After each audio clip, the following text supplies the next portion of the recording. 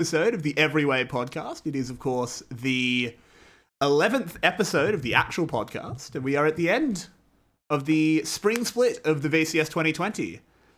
Unbelievable. Unbelievable. Where does the time go? I have no idea whatsoever. It's crazy. As always, my name is Everyday. With me is Yulwei. What have you been up to recently, man? Just outside of casting, because obviously we've been doing a lot of that. But yeah.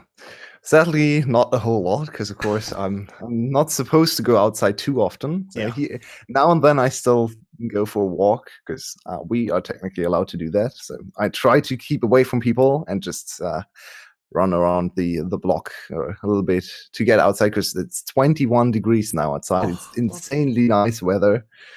Start of April, we actually had snow like a week ago. It snowed. I was like, what is going on? It's end of March. It's not supposed to snow, and now it's more than 20 degrees outside. So it's been absolutely ridiculous. It's been the worst kind of weather here, where I've been super cold, so I've been like wanting to wear like a jumper and stuff to bed, but by the time I wake up, because I go to bed pretty late, it's really warm, so I have to like go to sleep with the fan on, but also under a very thick blanket. It's a bit of a weird one. Welcome to Australia in the transition between seasons. Not great. Not good at all. But yeah, other than that, just playing Pokemon, playing a lot of TFT, trying to make Fiddlesticks work. Trying. That's the big quest. Trying is the key word. Please, anyone that can, buff Fiddle. He deserves it. I'm still on my jungler train, where I play a lot of jungle, and it's only farming junglers, ignoring all the lanes, just going 𝘀liche𝗰𝗶𝗹𝗀, Zyra, Teemo, whatever it is. 𝘀liche𝗰𝗶𝗹𝗀, you say? Where'd you get that idea from? well, it's a lot of fun. You should all go play some 𝘀liche𝗰𝗶𝗹𝗀. It's so much fun. The burst is so ridiculous. I had an E yesterday deal 1018 damage to the enemy lane. She just vanished. That's disgusting. That's really gross. Okay, but obviously what we're here to mostly talk about is the VCS. This is the end of our first full quote-unquote year of League of Legends play, casting together. We've done 2 splits now, which is exciting. Yeah. It doesn't feel like a year. It feels like longer, but also shorter, which is weird. It's very weird, right? It is weird. It feels like the split has been only just starting, but then again, it feels like the lockdown has been going on for years. So it's a very strange feeling where it's so focused on casting that they feel like we have done a lot in the last 2-3 weeks, especially with all the reviews and stuff happening. Yeah. But also, it's absolutely unbelievable that the split is already over. So it's a very strange feeling. I agree. Yeah, it's very, very strange. But we have reached the end of the spring regular split, which means we have some teams to talk about. Obviously, things aren't over for 4 of them, but four of our teams have said goodbye to the spring split, and we should have a chat. So we're going to go from bottom to top and sort of recap how we think teams have gone, where they could go in the future. So we'll start at the bottom, VGA. VGA, man. So just to lead in, we all thought this is where they'd finish. Yeah. But at the same time, I'm still surprised. Yeah, it's once again a little bit of a duality going on here. We all came in with the expectation of VGA being shit. We also expected FTB to be better, but we expected VGA to be quite bad. Maybe Side did not, but honestly, everyone else did. So. I think Side did. I think Side is just a little bit of a masochist. Maybe that's true as well. So we had some hope for the rookies. Maybe we all said, okay, maybe some of the players can show us something, but we all expect the team to end 8th place, which they did. So in the end, it seems like everything went to plan. But as I said before, they actually showed us way more than we expected. They won their very first game against Flash. Was it Flash? It was Flash or EVOS. I think it was yeah, I would have to double check, but they definitely won the DBL actually. It was DBL. Oh, it was DBL. So, okay, cool. We're doing great. So yeah, they won their first series against DBL, and suddenly we were like, okay, they are playing a great game here. They play nice macro. Their laners are looking solid. Then they played the next game against Cerberus, 1-2. Was still quite promising. They lost the series, but then yeah, they still looked like a good team. And then it went worse and worse and worse. And Y1 disappeared. They lost against FTV to get to 8th place. They lost against FTV again. Ugh. It wasn't great. It's like, it's interesting because they, in my opinion, they showed more flashes of brilliance than FTV did. Yeah, I agree. They also still have a better game score. Yeah. So overall, the better team, just not in the head-to-head. So yeah, and they only won 2 series. So they actually have the same game score now, which is exactly the same games won and lost as well, 9 and 25. So both teams with the exact same stats.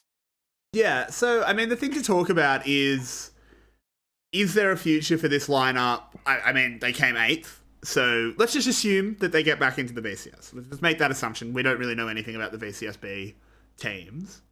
So assuming they get back in, what is salvageable from this lineup? Because you obviously can't just run this 5 again. But I think you shouldn't want to as well. No, God no. Xin, yeah, I think he's still a good player. I think he was good. Yeah, I think honestly you can try to just run it back with the real jungler again, because maybe get maybe a new top laner as well. Maybe get Chip back, wherever he went. Yeah, no one knows. The other vanishing VGA player. Yeah. But yeah, I think the most important part is get a real jungler, because actually some of the games have been promising. I think back to the VGA against TS game, we will be featuring in some other content as well, where they went up to 5-7K gold leads or something. They absolutely stomped 𝘀liche𝗰𝗶 in the early game, and that can only happen if you have a good game plan, if you have good laners that can actually exploit the enemy team as well. And they did that, and afterwards, well, Hope forgot how to jump, or he never knew, but he forgot how to play mid-game. Hope has 2 forms, Hope and Hopeless, and he started out that game as Hope, but was definitely Hopeless after about the 15-minute mark. It is a shame.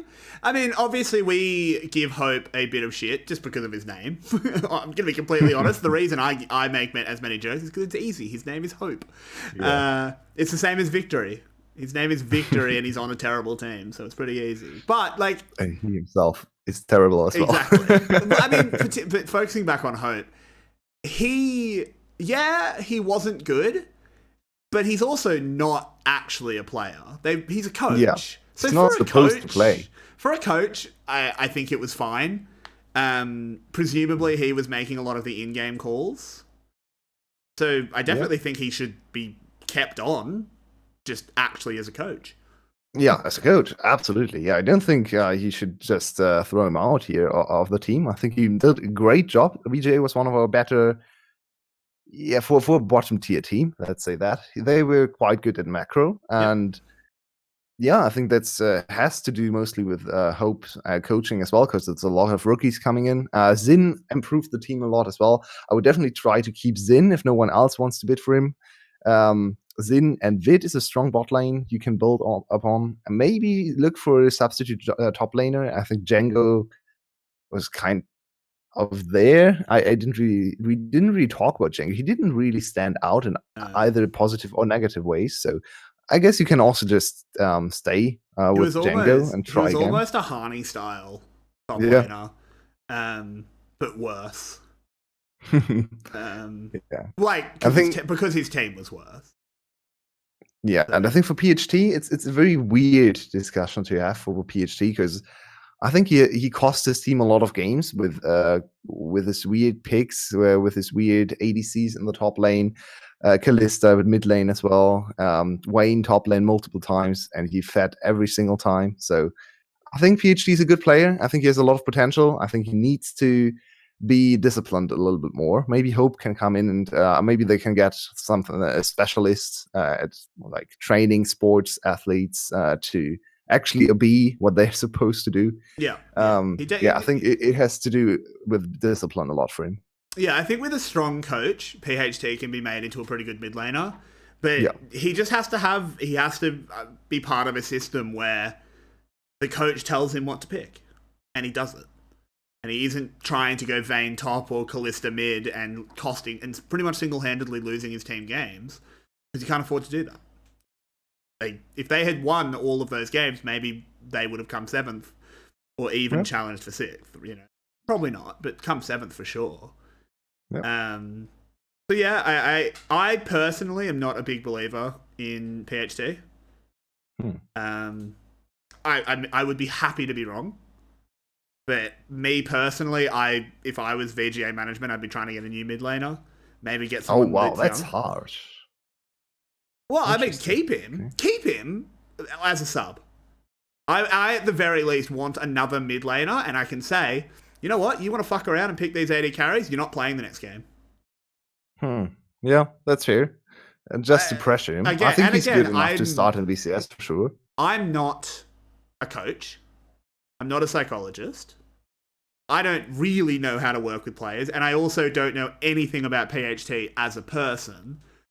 But I know if it was me, if my coach said, okay, you do this, you demand to play these stupid picks, if it fucks up, you're out. I wouldn't do it anymore. I'd play the thing I knew that actually worked. That would work for me. I don't know if it would work for 𝘁𝗏. Maybe it would, maybe it wouldn't. But I'd definitely be trying to find someone to at least motivate him. And it really depends what VGA's goal is. If VGA wants to be challenging for playoffs as an organization, then yeah, you have to get rid of 𝘁𝗏. 𝘁𝗏 can start in the VCS, but not on a playoffs team. I don't think I'm on the same page. I think 𝘁𝗏 can definitely be playoffs level mid laner.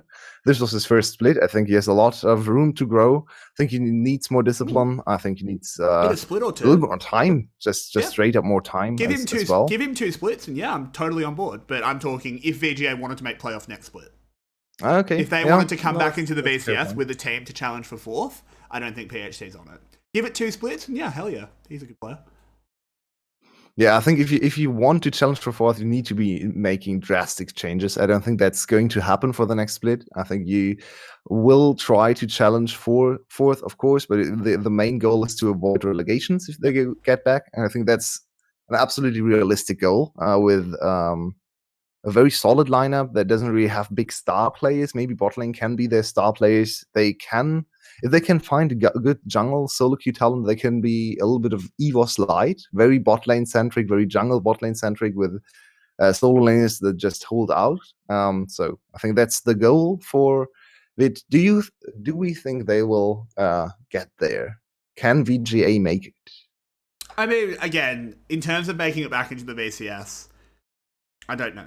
I have absolutely no idea the strength of the VCSB scene. For all I know, it is just a bunch of pug stars, and both of our teams will make it back in. I truly don't know. From what we've heard, 𝘁𝗏 is dead. It's like dead in the water.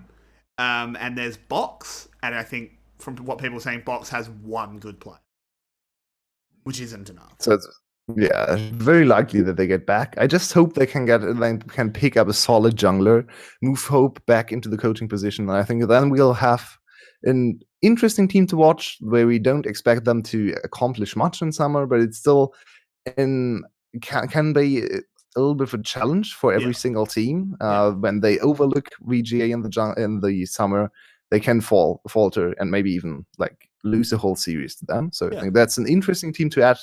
Right now, they just need to improve their jungle position because Hope is for sure not VCS level. Yeah. He's far from that. I think he would know that, right? He's a coach. Yeah.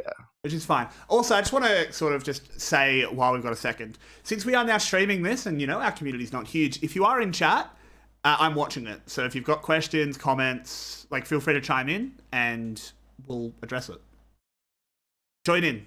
Community interaction is good. We want that. That's why we've moved to streaming it rather than just recording it, because we want to be able to actually interact with people. So please do. Indeed.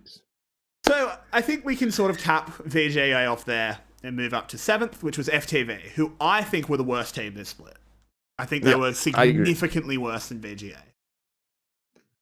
Yeah, I definitely agree. And they were the much bigger disappointment as well. Yeah. So I had FTV in 6th place before the season started. I thought they would avoid relegations again, just because they actually looked decent at the end of summer. Their bot lane was a big asset that helped them carry a lot of games. And yeah, I thought they would continue where they left off in summer. But instead, they continued where they started in summer, which was an 0-8 loss streak in this split. They won the first ever game in the 5th series they played. So took them a lot of time to get into the league, get accustomed. They had big problems with support position. They changed their support back and forth. Kino came in, 𝘀cie came in as a mid laner, looked decent, but mostly because compared to Victory, everyone looks decent. So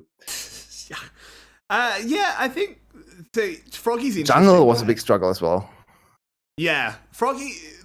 Let's talk for a second about 𝘀cie, because I know some people have been saying, "Oh, 𝘀cie's overrated," and maybe because he's not good. He's not bad either, though. I think he's fine, and I think he's that kind of player that you really love having on your team as a sub, because he plays such weird crap. He just plays weird stuff, and being able to bring him in a game 2 to throw a curveball, that's pretty valuable. Yeah. So I don't, and that sounds like a very good strategy. Yeah. And I also think he has potential to be grown into a good player. He'll probably always have his weird, Shyvana mid lane, Ghost Heal, Galio pocket picks, but he's got mechanical skill. There's no reason you can't bosh him onto a Syndra if you just train him up. I think he's a young talent that can definitely be developed, and he's good enough to start in the VCS. But I still think if FTV wants to challenge, they need another mid laner. Victory needs to go. Victory is not VCS level. Not even close. What is salvageable on FTV? Is the question. It's a very hard call to make, because we have definitely seen potential from a lot of the players. We've seen a lot of potential from Police in summer split. He was super quiet, didn't really do anything in this split. We saw a lot of potential at the end of summer for 𝘁cie even. He actually looked like a decent top laner. This split, I'd say 𝘁cie was their best player, probably, which is already a bad sign when 𝘁cie is your best player. Yeah. And I think the biggest problem for them, other than mid lane, which we have touched on already, is jungle. 𝘁cie just disappeared. Yeah. 𝘁cie was actually the second biggest carry in the summer split at the end of summer. He was a solid jungler that set up the lanes for success, set up 𝘁cie, set up Police, had a lot of strong Elise performances. Some other very early game focused junglers were in his wheelhouse. So I think 𝘁cie fell off a cliff, honestly, and didn't impact anything anymore. So jungle is another. I'm not sure what's going on with junglers right now, because it seems like jungle is a big problem right now in VCS. Might also just be because the top 4 junglers are unbelievably good. So it's by far the strongest position across the playoff teams, I would say. They all have very strong junglers. All 4 playoff teams have the 4 strong junglers. You need a good jungler to compete in the VCS, and the worst teams struggle to come up with good jungle players. So we need to see a new guard of junglers challenge Sean, Yijin, DNK, and Levi. Yeah, absolutely. There's been a lot of obviously we'll sort of touch on the playoff junglers as we go on, but there's been a lot of discussion about the top 4 junglers within the community. There's a lot of opinions about who's actually the best, who's third, who's fourth, etc., etc. But yeah, it's interesting because when we typically talk about the VCS, we say the most stacked position is the ADC. That's probably still true across the entire league, but you can see the clear-cut difference between a good jungler and a bad jungler. Yeah. And in the case of FTV, they didn't have a good jungler. I don't know where 𝘁cie went this split, because as you said, 𝘁cie, pretty good last split. Not great, but pretty good. Yep. This split, abysmal. Yeah. So Yeah, it's very hard to say what FTV as a team should do now. Recruit, I would almost go in the direction of keeping all the players and just get a lot of subs if you can afford them. That's the hard part, is can you afford it? Yeah, the question is how much subs are paid, actually. So I don't think it's that expensive to actually get some challenger players from Vietnam to play your team. So you don't have to go with a big upcoming stars. Just try to develop some of the better challenger junglers, mid laners, and maybe try to find a good combination of mid jungle. That is the cornerstone of a current League of Legends meta. So you need to have a solid mid section to function as a League of Legends team. And then I'm not sure about police. So police is a little bit of an enigma to me. It hurts to say that. Yeah, absolutely. He was so good last split. He was very good last split. I still stand by that. Even now, after this split, I still think he was outstanding in the last split and carried FTV to so many game victories on his late game ADCs. He was in the conversation for one of the best ADCs in the league last split. He was a realistic choice for like second or third best ADC. And the question is how much of the credit now has to go to B. That B changed teams and immediately got to players again, or got to players. I would, to answer the question here for T15 or 𝘊cie𝗰𝗶𝗀𝗀, police on a better team. Yes, I want to see it. Would any team I could also see FTV try to completely focus on police carry, and maybe let him choose a solo queue support, give him a little bit more power in the team, and maybe try to see if you can play ADC focused style of game. And might be a little bit one-dimensional and not good enough to get to players, but might give them enough carry power to actually avoid the relegations next time. So yeah. If I can put my 2 cents in on that question, I'd absolutely love to see police on a better team, but I think that better team will still be named FTV. It will just be a better version of FTV. FTV can't get any worse, right? Like, you cannot make it into the VCS playing worse than this. Is about the bottom of the barrel. So I think the problem for police is who's going to pick him up. There's no team that needs him that badly. There's no team that's so struggling for an ADC at the moment that they want police. ADC is stacked. Yeah, so it's hard. So I think, FTV would be silly to get rid of him. But if you can get him in a team that revolves around him, I'd like to see him have a run with that for a split and see how he does. I could see a future where DBL wants to pick up police, and if 𝘀cie𝗰𝗶𝗀𝗀 doesn't want to play anymore. Depends on 𝘀cie𝗰𝗶𝗀𝗀 though. I think 𝘀cie𝗰𝗀𝗀 is the kind of franchise player together with 𝗀 for DBL, so they won't drop him. But he didn't really have that big of an outstanding performance here in this split. He was very quiet, didn't really do a whole lot on DBL. So I think 𝘀cie𝗰𝗀𝗀 was okay. Yeah, he was absolutely okay. But I mean, if he lost a little bit of motivation, maybe because of 𝘁𝗏𝗏 also leaving, and if he's maybe moving into future after play, who knows? I have no idea. Then I could see DBL pick up police, try to go for a hard carry player, and 𝘁is not 𝘁. 𝘁 of course, not bad support either. So maybe you could make a team around 𝗀, police, 𝘁. I mean, and 𝘁𝗏𝗏 as a carry to play in the top lane as well. Sounds promising as well. So, I mean, if we want to kind of move on to DBL a little bit, unless you have any closing statements about FTV. DBL are the Nets. They came 6th. What I would really like is I think it could be super interesting if, let's say, FTV and VGA don't make it back, or one of them doesn't. I would love to see the police 𝘁 bot lane on DBL. I think that could be a sick bot lane.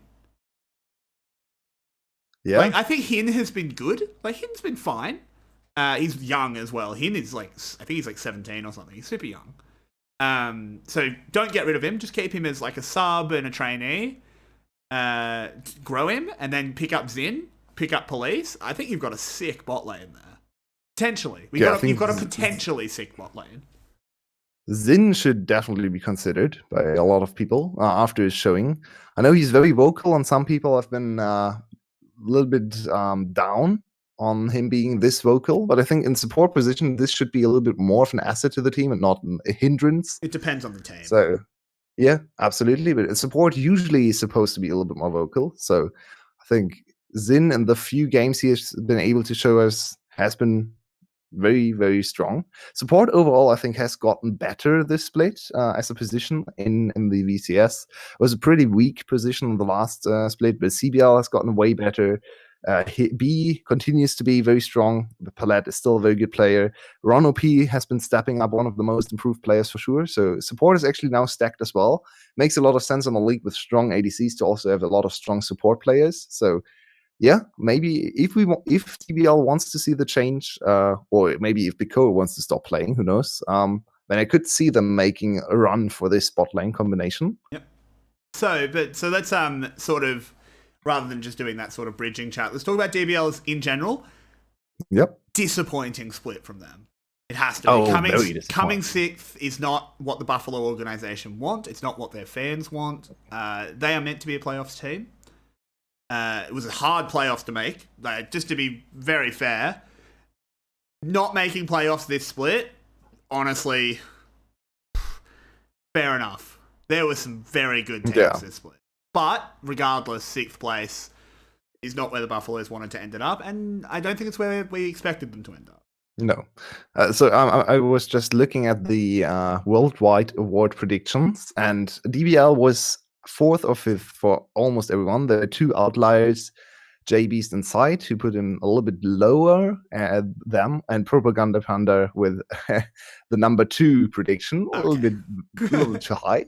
Almost everyone went for 4th or 5th place, so definitely expect them to be in the playoff race, which they were for 80% of the split, or no, let's say actually only 60% of the split, because they started out very badly. If you think back to my infamous speech at the middle of the split, they were actually 2-5 coming into the second part. And then sorry, I don't think it was infamous. I think everyone very much enjoyed your mid-split recap. Don't shit on yourself like that. I thought it was great.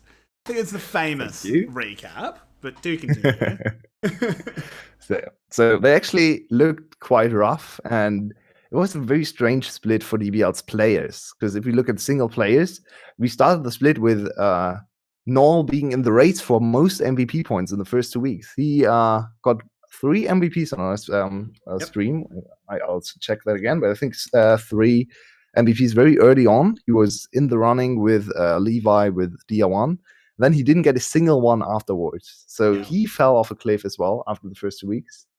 I'll quickly see. Yeah, and I mean, while you're looking that up, it was funny because he was so impressive on picks like 𝘀cie𝗰𝗶𝗹𝘀 early in the split that we made an emote for the stream that was his face on 𝘀cie𝗰𝗶𝗹𝘀, the castle emote. Yep. That's how impressive he was. And then so quickly the narrative pivoted to he can only play 2 champions, Rumble and Zoe. And even then, he wasn't that good on those 2 champions. Particularly Zoe. He was a pretty good Rumble, but his Zoe wasn't mind-blowing, and he was picking it nearly every game. I don't know what happened. Like, did he get his skills stolen by someone? Yeah, it was so weird to see him just disappearing in terms of importance in the game. He was just... Yeah, he was there. He was laning fine. He was...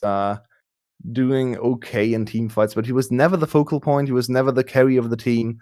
When the big resurgence for DBL started, where 𝘁elle already fell into his slump, it was actually 𝘁𝑎𝑠mid that stepped up and got 4 MVPs in a row, 4 MVPs in 1 week, where DBL went 4-0 as well. And 𝘁𝑎𝑠mid just straight up hard carried them in that week. So yeah, 𝘁elle, very disappointing, and I'm not sure where to go with 𝘁elle from here, because of course he's a very experienced player. He has been to Worlds twice, I think. Yeah, twice. Once under DBL and once under still the young generation, I think it was. So, well, 𝘁elle, does he want to continue playing? I think he's still VCS caliber. I think mid laner. 𝘁elle is very valuable for his experience. but Yeah. I think he's over the hill.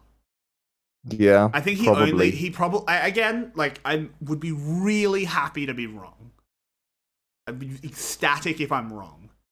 But, you know, that happens in players' careers. They have a point where they're only going to get worse, and I think '𝗀's at that point. He's still super valuable if you stick him on a team with some young guns, so he can give them, you know, a bit of life advice, bit of how being a pro player is, that kind of thing. That's super valuable, but I don't think he's a carry mid laner anymore.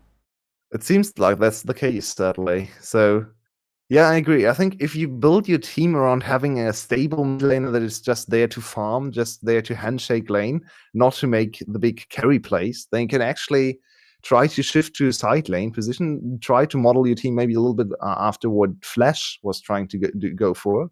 So carry top laner, 𝘁𝗏 has been better this split, for sure. 𝘁𝗏 is way better than 𝘂𝑀. Great pickup. Yeah. I'm glad they got rid of that 𝘂𝑀 guy and picked up 𝘁𝗏. But then they also have to worry about bot lane, right? I don't think 𝘁𝗏 alone is enough to carry. He's not, even though he has been way better and he's actually a threatening carry player, he's not the best top laner in the league. If you want to, if you want to make this work, you would need a 𝘧𝗶𝗶𝗹𝗀 player who can consistently win his lane and be a threat every single game. So you now have to look at something like 𝗀is our like centerpiece just of the map, just farming, just playing a little bit of Froggen style, maybe a little bit of Larsen style if you want to compare it to some of the European teams.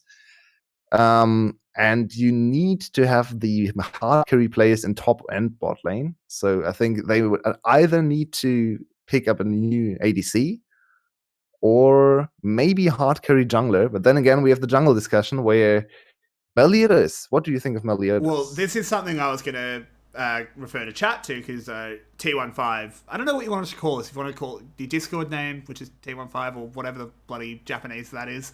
𝘁𝗏 and 𝑀eliodas, or 𝘁 plus DK. Because I think that's a super obvious answer. 𝘁𝗏 {𝑀eliodas}, 100%. 𝘁 has not impressed me. I agree. {𝘀cie𝗰𝗶𝗹𝘀𝘁 is fine, okay. Yeah, so 𝘁 hasn't impressed me. Again, he's young, so definitely don't kick him. Like, I'm not saying consign him to the void. He's definitely worth developing. And I think DK has been pretty bad. Well, honestly, has been sell him. 𝘁. Yeah. Yeah, I agree with that. Sell him.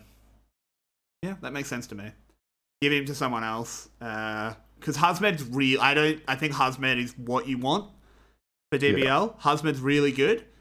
𝑀eliodas, I mean, I think he's had an okay split. He definitely maintained the 𝑀eliodas meme, for sure. But, like, he was fine, but he's not a carry. 𝑀eliodas, he was significantly worse than the top junglers. That's the problem. So, yeah, the problem with 𝑀eliodas for me is he jungles very differently from what I like in junglers. I like, especially in pro junglers, maybe because I'm I watch so much VCS. I like to see carry junglers. I like to see junglers who are intelligent about pathing, who can pick up champs that scale into late game as well. 𝑀eliodas really is not that player. And he's smart about ganks. He's smart about how to accelerate his lanes. And of course, he has won VCS twice. So he's not a bad player. Oh, God. I'm just not sure if he can survive in the current VCS jungle pool of players. I think he's very one-dimensional. He is. Someone, like, I think 𝘁𝗀 is the most obvious example, but the other top junglers can all do this as well. 𝘁𝗀, this split, he blew us away playing Jarvan, right? Jarvan is not a carry jungle, and 𝘁𝗀 built full tank every game, but he did what 𝑀eliodas does quite well, which was very intelligent ganking, got his lanes ahead, etc., etc. But we all know that 𝘁𝗀 can kick it to another gear where he just carries, right? 𝘁𝗀 can pick the carry and put the team on his back. 𝑀eliodas doesn't have that other gear. He's very good in first, but can he actually kick it up to second? Yeah, I think that's the big problem with Meliodas, Null, and 𝘀cie_𝗰𝗶𝗹𝗀 in one team. Because I think all of these players are fine. I think all of these players can be a very nice secondary, tertiary carry in other teams. But all of those players together don't work right now in the current VCS meta, because you need more than one hard carry player right now to be successful, it seems like. And only 𝘁𝗃 is aggressive enough to qualify as their potential hard carry player. And then again, 𝘁𝗃 is good, but he's not the best top laner. So to be a contender, you need another position that can contest for best in their position. So you would need a very good ADC, for example. If you have, or a very good mid laner. Imagine Slader on this team. Let's say Slader or 𝘀cie_𝗰𝗶𝗹𝗀, whatever. One of the two. They fulfill very similar roles. So Slader on this team wins lane. You can play through him. You have 𝘁𝗃. You have a little bit of an aggression on the top side, and then bot side can carry later on. And Null is just there to stabilize and scale into late game as well.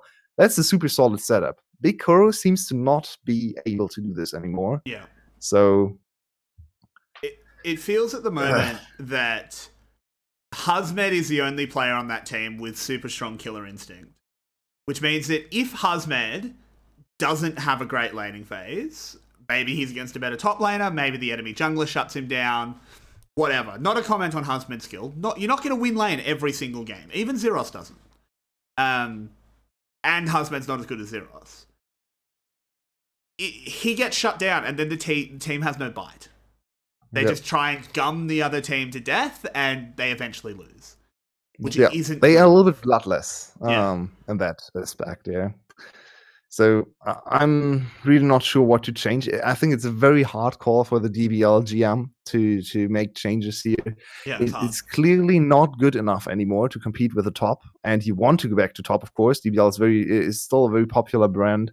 They still think about their core as 2-time champions, rightfully so. They are 2-time champions. So I'm honestly not sure where to go. I think you have to start maybe with a support pickup and try to get try to see if 𝘀cie_𝗰𝗶𝗹 can once again get to his carry state, because he's still a good player, right? He also had flashes of that. Yeah, right. sometimes. Like that 𝘁𝗃 game, the one that we've been talking about for other reasons. He absolutely had the killer instinct. He still got it in him, but he needs to do it week to week to week, because otherwise they're a bit of a one threat comp. And that doesn't work unless your one threat is so unbelievably threatening, which unfortunately 𝘁𝗃 isn't. Maybe he will be in a year, but at the moment he's not. I agree with that. So yeah, that's DBL is one of those teams that I really don't know how to improve. It's very hard. I think they have to find a very good support player that is strong in lane to set up 𝘀cie_𝗰𝗶𝗹 to carry, and maybe pick up a substitute mid laner. Maybe someone like 𝘀𝑺𝑦 could be actually of a big value for them, where he has a very big, a very different style. And Null is still your starting mid laner, and he will play Null almost all the time. Maybe he plays more facilitating roles. Maybe he plays an Orianna here and there. Maybe his Zoe is a very strong mid game champion. And then you have 𝘀𝑺𝑦 come in from the bench, and throwing a complete curveball and changing the style of the team completely. I think that's something they need. Someone who can completely change their style to make them more versatile. Yep, I agree with that. I definitely agree with that. Yeah, Vinny makes a good point there, is if you want 𝘀𝗀 to get bite, you have to make him fight for the spot. Maybe that's a team that can pick up Police. If FTV doesn't make it back into the league, maybe pick Police up and just have it to say, well, we don't know which one of you we want to start. It's whichever one of you performs better. Again, I know that's something that would work on me when I've, in the past, been part of sports groups and stuff. I know looking at me now, you'd think I'd never done sport. But I promise, I used to actually be fit. Long time ago in everyday's life. That always worked for me, right? That's something my rowing crew did, is we actually had 10 people in our crew, only 8 in the boat. The other 2 were just constantly trying to steal our spots. Really good. Because it drove us. I mean, they were also in the seconds, so it's not like they weren't doing anything. But But yeah, I think that's something that could potentially work. Again, it depends on the psychology of the team, which we just don't have insight to. But yeah, I think that kind of sums up DBL. They need more bite. Yeah, just on the other side, I would say, actually, for 𝘀cie𝗰𝗶𝗹𝘀𝘀 and 𝘀𝗀, I don't like this situation. I just saw the point in chat as well from 𝘁cie. This is the same reason they have 𝘀𝗀 and 𝗏. I can understand 𝗏. Maybe try to develop another jungler. Maybe you can get actual good farming and pathing jungler. So this is your ganking jungler, and then you get a pathing jungler and 𝗏. Maybe he can go be that. But for 𝘀𝗀, I would like to see 𝘀cie𝗰𝗶𝗹 be given more trust, because he has been stepping up and constantly improving. And I don't think you want to have 𝘀𝗀 as your starter if 𝘀cie𝗰𝗶 is a good player. So I would actually like to see 𝘀cie𝗰𝗶 being trusted a little bit more. And I can see the motivation thing, of course, but I think 𝘀𝗀 is also good enough to be maybe a substitute on other teams, and maybe even a starter for a worse team. So give 𝘀𝗀 the time to develop on a full team as well. Maybe you can even make profit from selling him, and then give 𝘀cie𝗰𝗶 the full trust and see what he can do for a whole split. I think 𝘀𝗀𝗋 has also proven that he's got that drive. Because when he was 𝘂𝑧𝑂 last split, he had some good games, but predominantly he was pretty disappointing. We were definitely not impressed with 𝘂𝑧𝑂. And then he came into this split and was great. Great might be a little bit too far, but he was very good. He was a super solid top laner. If all 5 of DBL's players had been 𝘀𝗀𝗋's caliber, they'd be in playoffs. There's no question. So I think he's kind of already shown that. And I agree with you. I think 𝘀𝗀 doesn't need to be there. He can definitely go somewhere else, help another team, maybe make DBL some money. So I can't speculate on the financial situation. No idea. Who knows? I definitely agree with that. So moving Let's on go. from DBL, we have the last non-playoffs team. Some in the scene that are so intelligent that they absolutely smurf on an entire region. Mr. Jensen thought they would come 3rd, but they ended up 5th, which is Cerberus. Considering, so just to set us up, considering that they went to relegations, is coming 5th and a fairly close 5th. They were within touching distance of playoffs. Only 1 series behind. 1 series. That's not that much. Considering the improvement, was it a good split that they're happy with? Or is it still a disappointment because that team could have made playoffs? Well, I think it's, weirdly as that sounds, I think it's actually both. So, from an organization standpoint, I think they will. Oh, damn it, you centrist. Pick one. Stop being a centrist. Yeah, I mean, there's an argument to be made for both points. I think that for the players, I think this will be a big disappointment for the staff as well. They were very close to getting there. They had some aspects of the game that looked very strong. Only 1 series away hurts a lot. Actually, getting disqualified from players through game score before you play your last series hurts a lot as well. So they were very close, and you have to consider we only have 4 playoff teams. And in other regions, they would be in playoffs.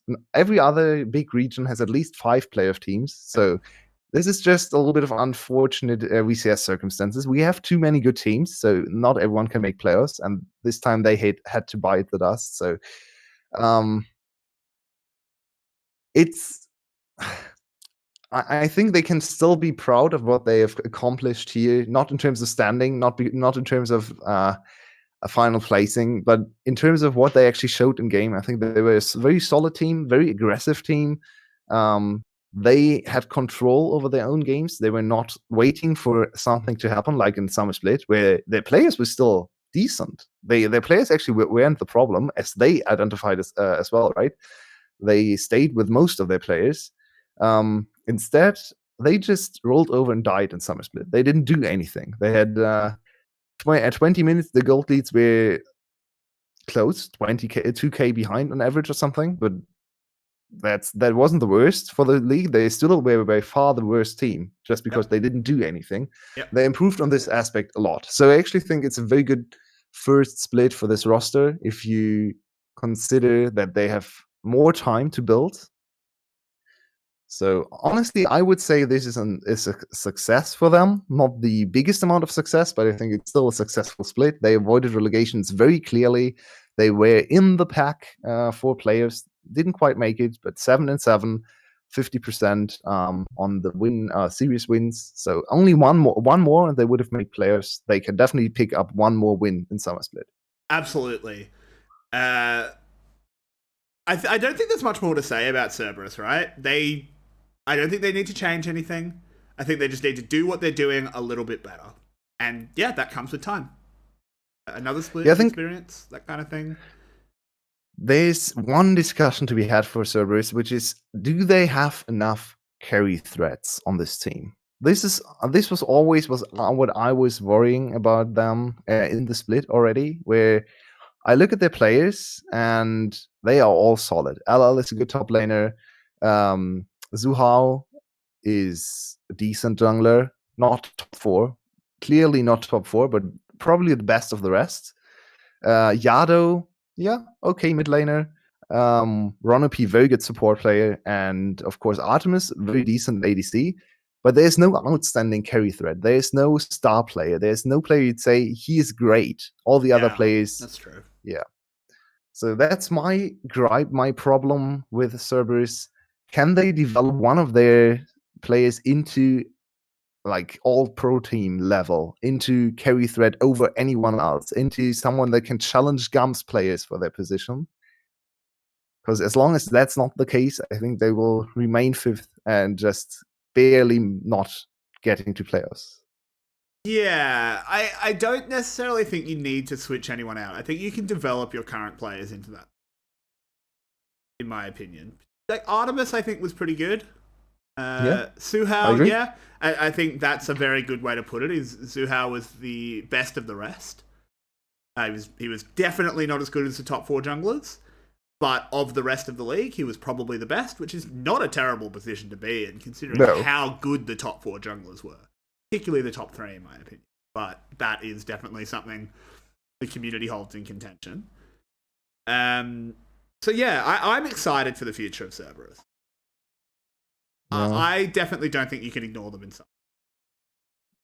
Especially if they continue to be such a good early game team as they were in the last in the last half of the split, where they were consistently dominating the first 10 minutes in games they won. They smashed EVOS just a few days ago through early game aggression. So I think if they can just be solid players and then have very good team cohesion and very good plans coming into the game, they can be a playoff contender. I don't see a future for this lineup to ever be title contenders, though. And I'm not sure if Cerberus wants to be that. Obviously, every team wants to be that. I mean, is it feasible right now to make a push for players to be able to test for the title?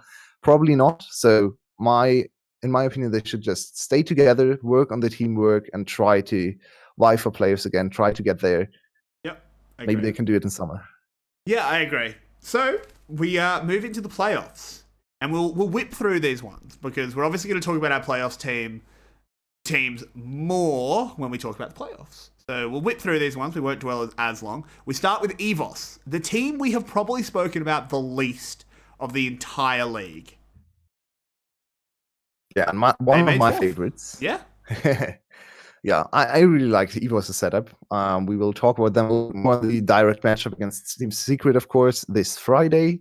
But yeah, I just like their plays. I think they, in comparison to Cerberus, they have the hard carry players. They have the players to contest first place in multiple roles. They have Sorn, they have 𝘀cie𝗰𝗶𝗹𝘀𝘀, they have B, 3 very solid players. And as long as this core stays together, they can build on that. The solo laners right now are not good enough to get the title, but either the solo lanes can improve or they can pick up or look for new solo laners. And I think as long as jungle, ADC, and support stays together, this team will be very solid and always have a way to win games. I agree.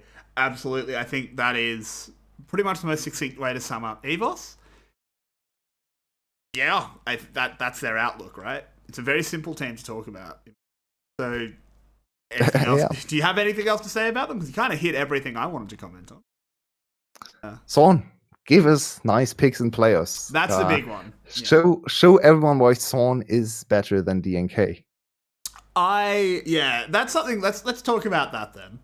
So the discussion in the community has been, well, who's the best junglers?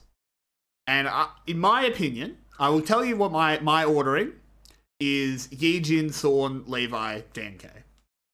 Sweet. I think Yi-Jin has been pretty clearly the best, but we'll talk about that more when we get to them. But 𝘀, he just hasn't had bad games. He's had games where he didn't carry, sure, but has he had a bad game? I think, yeah, and maybe it was a long split, so everyone had some bad games. Even That's Yi-Jin. true, but would you classify his split as being inconsistent? No, absolutely not. Whilst 𝘁𝘋i, I genuinely think you would. So I think you could say there was a the patch of inconsistency for 𝘀 when he was not sure what to pick up. He had one patch after 10-3 hit where I was very excited for 𝘀 to see him play more carry for more farm-oriented junglers. And instead he played 𝘀𝑺e all the time and his team struggled. That was strange. That was more meta related though. I don't think it was actually 𝘀 being bad those weeks. Yeah, I think it was a little bit of a false meta read. And they adapted their jungle picks. He was outstanding on J4 before, and afterwards he had Kindred, he had Nidalee, he had very good Trundle games. So yeah, I agree. I think especially for the second half of the split, you could actually make an argument for 𝘀 number 1. Yeah, I think arguable. Yi-Jin, I think overall was the better player, especially also for the first half of the split, where he was better than 𝘀 in my opinion. Where in the last 4 weeks, I think 𝘀 could contest for first. Yeah, there's a reason it's in contention, right? Yeah. There's definitely not correct and incorrect answers. And maybe also to move on to Secret, who of course is our next team. We can keep track. Compared to DNK, so why do we not value DNK as highly as some of our other community members? I think it's because. Can I tell you exactly why? In my opinion, yeah, go ahead. Because Team Secret's comps are often not super cohesive. Their comps don't always make a lot of sense, which makes it harder for a jungler to shine. Because a jungler, typically, it's not always true, someone like 𝘀 is often actually the exception that proves his rule. They're not the end result of the machine, they're just a very important cog. Right? They're not the part that actually spits out what you want. And that's fair. Because Team Secret at times has been a little bit disjointed, they've obviously got a very weird situation in top lane where you can pretty much never play around topside for Team Secret. It's their biggest weakness. You can't play around Hani and Coded. Not worth it. So I think because of that, we don't see DNK's impact as much. So I would say for me, it's mainly because DNK is way more inconsistent than the top 3. Yes, that too. So DNK has had a lot of carry performances. I think those are in the mind of a lot of viewers, where 𝘁𝗶𝗰𝗀 is one of his best picks. He has had some pop-off performances. I think he's definitely the highest MVP points player on his team. Looking at Team Secret stats, we have him on, let's see, we have him on 7 MVPs. The next highest is DivKid on 5. Not DivKid, Celebrity, of course. So yeah, he for sure is the pop-off player, but he also had some very bad games. I mean, there's a reason why the meme of does not know or did not know originated this split, because he had some weird pathing decisions, some very bad smites. I'm not sure which game I was thinking about right now, but he had one game where he just completely messed up all the smites on the early camps and got invaded over and over again. So I think for me, it's just the inconsistency compared to the top 3, especially compared to 𝘀 and Yi-Jin. While 𝘁𝑇i is also quite inconsistent this split, I think overall he's still the better player. So that's why for me, Yijin, Zorn, and Quite 𝘀eci clearly. are a little bit better than DNK. Yeah. I agree. I think, 𝘀eci is a bit inconsistent, quite like DNK, but 𝘀eci's ceiling is just so much higher. Yeah. And he hits that ceiling more. Even if both of their floor this split has been pretty low. So yeah, it is an interesting discussion on why we see DNK as a cut lower, but I think you hit the nail on the head. It's just that consistency issue. When you look back at this split, you have to categorize him as inconsistent, where Yijin and Zorn, you definitely don't. Yeah. So I think that's what Team Secret as a whole is a little bit weird to me. They are a weird team. Yeah, this team is strange. They have last split. The Team Secret, of course, finished second place, low-key at that time. They were third place for the most part of the regular split, then beat Flash, of course, in the end to make second place. Their star player from last split, 𝘚artifact, this year didn't shine too much until the last 2 weeks, where he got back to his former self. Instead, 𝘀elebrity now stepped up and was actually the main carry. Absolutely. And their top lane got better. So it's very hard for me to make a judgment on how good Team Secret is and where their ceiling is at, because if 𝘚artifact plays his best form, which should be second best mid laner, and 𝘀elebrity stays on his highs he has accomplished this split, then this team has a very, very solid backline. DNK on his better games is a very good jungler. You kind of lack big carry power in the top lane, but in this meta, you can just play tanks in the top lane. Exactly. That's the saving grace. I think that's partially what changed from last split as well. Is last split, there weren't really tanks in meta. You kind of had to push 𝘁ani onto carry threats, and I know we all love 𝘁ani. I do too, but he's not a carry player. He's a good tank player, but he loses lane. He just does. And I think now that, he's going to lose lane, but he's Ornn. It doesn't matter that he loses lane by 20 CS, right? He's playing Ornn. Who cares? I think that has really helped Team Secret. Obviously, they were low-key last split. Has really leveled them up, but it's still not good, right? It does make them a little bit one-dimensional, particularly with their mid lane not blowing our minds. 𝘀elebrity has finally justified the name, right? we always made the joke last split because he was getting all of these official stream MVPs, and then you'd go and watch a team fight, and he auto-attacked 3 times. He did nothing. And his auto spacing is really not the greatest. It was really quite bad, and we were sitting here saying, he is leading MVPs while, in our opinion, contending for worst AD carry in the league. It was quite weird. It was very bad, and I get it. He's a pretty flashy player, so you notice him a lot, and his team was good, so you often attribute a lot of success to the AD carry. I'm not trying to flame the official stream too hard, though a little bit of flame, just a little bit. But this split, he's massively stepped up to the point where you have to be sitting here and saying he is in the conversation for best AD carry in the split. Maybe not winning it. There is definitely arguments for Slater and 𝘀cie𝗰𝗶.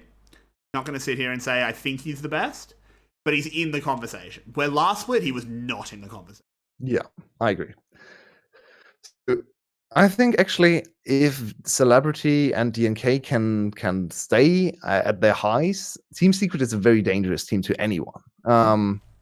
Especially to gum with 𝘀cie𝗰𝗋, because while I still favor 𝘀cie𝗰𝗋, of course, I think 𝘀cie𝗰𝗋 is the best top laner we have right now. He's not as lane dominant as Zeros is, so if you can get away with 𝘁ani playing against 𝘀cie𝗰𝗋 just falling 20-30 CS down at 20-minute mark, then 𝘚artifact should be able to stand up to DR1 on his best day. 𝘀elebrity can overpower Blazes even, and if DNK is able to contain 𝘀eci, suddenly the match looks much more even. And Team Secret has a very high ceiling, in my opinion, now that Celebrity is a better player. So this is a very interesting team to follow. I am not sure where they will go. For me, they are favorites, and the first series, of course. We'll talk about that in a little bit. But yeah, I think they accomplished what they wanted to go for, and I think their trajectory is up. Yep. So looks like a solid team to me. Absolutely. Let's pin the Team Secret discussion there. We'll move on to 𝘀liche. Came second, and a certain somebody predicted them to come first. This split. You knew it was a bold prediction. Yeah. We were it was supposed to be bold. Exactly. It was definitely a bold prediction. I think most people knew that 𝘀𝗀 was going to be ridiculously strong because it's 𝘀𝗀. They're always ridiculously strong, and their roster reflected that. But one of the things we said is that if 𝘁𝗏 was fine, then 𝘀liche would be good. And 𝘁𝗏 was good. Yeah. So, starting the split, my reason to put 𝘀liche over 𝘀𝗀 was that I thought 𝘀liche's top and bot lane would be better than 𝘀𝗀. In the end, 𝘀liche actually didn't have the better top lane. I think 𝘂𝑖ah for sure outperformed Yoshino. Which Yoshino hurts. too inconsistent. Hurts to say. I mean, Yoshino is still the second best top laner by a mile. But I think 𝘂𝑖ah overall has been better, and that's one of the reasons why in the end 𝘀liche wasn't able to compete with 𝘀𝗀, at least in the regular season, in terms of victories. Of course, in their head-to-head, they are 3-3, so it's actually very close between the two teams. But also 𝘀𝗀's mid lane was way better than we all expected it to be. Honestly, though, 𝘀liche's mid lane as well. So 𝘁𝗏 and Dia1 have been two of the outstanding mid laners. Dia1, of course, way more than 𝘁𝗏, but we also expected more from him. He was touted as the best player by some experts coming into the season, and he, for sure, made that one work. Yeah. So, 𝘀liche for me, is this the success story for this new 𝘀liche lineup? Yes. I think second to a 𝘀𝗀 this good is totally respectable. Yeah, they need to play 𝘀𝗀 closely in finals, though. Yeah. So regular season, of course, 10-4, decent. You were a new team. You had new players in some of the positions, especially top lane, of course. Top lane and mid lane, both solo lanes, new players. It's hard to adapt to. You need some time to get going. So ending up with 4 serious losses, especially with the last one not mattering too much. So actually only 3 serious losses is fine. You won against 𝘀𝗀 once. You showed that you can actually beat 𝘀𝗀. So you actually accomplished almost everything you wanted to go for. But there's still the question, are they good enough to challenge 𝘀𝗀? And I think we'll talk more about that when we talk about 𝘀𝗀. Because I think we have to sort of have a very strange lens to the VCS for this split, where we can say, yes, 𝘀liche was clearly and considerably worse than 𝘀𝗀. But that is still really good. Because 𝘀𝗀 was ridiculous, particularly Dia1. You can't beat a team with a mid laner smurfing that hard. Yep. Not consistently. And to bring it back to 𝘀liche, is, we talk about how 𝘀𝗀 had that ridiculous game difference. It was like plus 20 or something in the end. It is. Which is filthy. Plus 22 in the end. That is absurd in a best of 3 league. To go plus 22 is mind-blowing. But 𝘀liche didn't contribute to that. 𝘀liche went 3-3. Yep. 𝘀𝗀 lost 5 games this season, 3 of which were to 𝘀liche. 1 to FTV and 1 to Team Secret. So exactly. Without 𝘀liche, 𝘀𝗀 is 24-2, which is ridiculous. So it's only really 𝘀liche able to challenge 𝘀𝗀. You can argue that 𝘀𝗀 lost the first series because they tried a little bit too hard to play handball lifestyle. They still lost 2 serious games to 𝘀liche, though. One, of course, in game 3 of the first series, and one in game, I think, was 2 in the second series. So overall, it's still very close, and this hopefully bodes well for a potential finals matchup. Potential. We'll talk about the playoffs and how we think they're going to go. But yeah, Flash, I think, cannot complain about this split, right? Yes, they might have had their eyes on first, but yeah, I don't think you're too upset. You're definitely a challenger. If any team, based on statistics of the split, is going to take it to Garm in the finals, it's Flash. So I think they're happy and they're set for a playoffs run. So that brings us to the big dogs. No, I want go ahead. One last thing to touch on Flash is, of course, something we can't gloss over when we talk about Flash. I know exactly what this drafts. Is. Yeah, that is shocking. Yeah. So Flash, even though they are second place, have been, I would say, the worst drafting team in the league, and they have lost many games to just where they just drafted insanely bad compositions. Throw back to week 1, first ever series against EVOS, actually. Yeah. This gave EVOS the serious victory that Cerberus didn't get. So actually, this mattered a lot in the long run, where Flash lost the game to EVOS just because they drafted like it was 9.5 or whatever the patch was. So yeah, it was shocking. Modern ADCs whatsoever. They refused to pick up Aphelios until like halfway through the season. I'm not sure what the call was. Just wait until he gets nerfed or something. Slater was not able to play him, I think, until week 4 or 5. So many bad drafts. The Surge has been a little bit of a meme for us, at least for our stream, where I definitely think Surge has been the weakest part of the Flash lineup. Yeah. And in modern League of Legends, so many games are decided before the Summoner's Rift load. I wish that wasn't the case. I wish we were in a meta where you could draft 10 champions and not really know who was going to win. Unfortunately, that's not the meta we exist in. That can happen, but it oftentimes doesn't. Or it's super binary. Yeah.